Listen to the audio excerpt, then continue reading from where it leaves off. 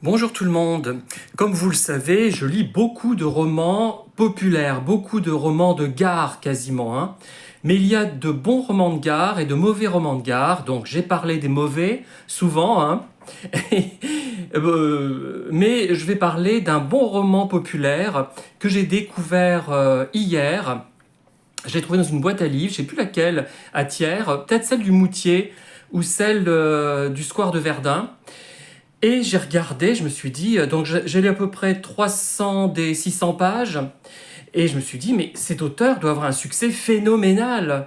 Ça doit dépasser, je sais pas, tous les auteurs du genre, comme le calamiteux Arlen Coben, je sais plus comment, Arlan Coben, enfin, j'ai plus son nom, enfin, en tout cas, moi, j'en ai lu un, je trouve qu'il ne sait pas écrire. C'est simple, et mon jugement est sans appel.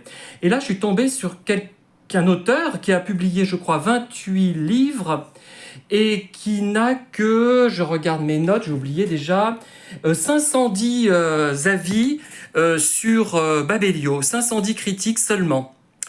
Alors je suis très étonné. Comment parler de cet auteur? C'est un auteur qui utilise, je dirais, mais avec peut-être moins d'artificialité, de manière moins artificielle, la méthode de Mary Higgins Clark. Alors, c'est peut-être moins artificiel dans la structure, qui est très rigoureuse. Les personnages sont plus attachants, plus vivants, à mon avis, hein, ils me ressemblent plus que ceux de Mary Higgins Clark. Et surtout, alors là c'est surtout ça qui est important, il y a des psychopathes et un superbe pervers narcissique, un superbe sociopathe, mais j'ai cru rêver, je me suis dit c'est pas possible qu'il ressemble à ce point à ceux que j'ai pu rencontrer avec quelques, enfin du moins à un, il ressemble à un pervers que j'ai rencontré il y a fort longtemps. Plus précisément, après les autres, je ne les ai pas connus dans l'intimité, ce qui fait que je n'ai pas pu observer ce type de comportement.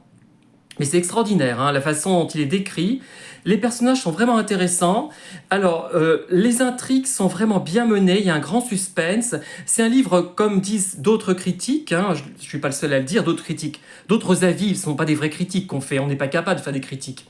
C'est très addictif, effectivement. Et l'auteur, c'est Charlotte Link, l'invité de la dernière heure. Là, c'est un France Loisir, hein, c'est un épais volume de 600, quasiment 600 pages, 580. Donc vraiment, ce livre m'a frappé, m'a vraiment intéressé. Je n'ai pas terminé, mais vraiment, j'arrive pas à m'en détacher. Merci, au revoir.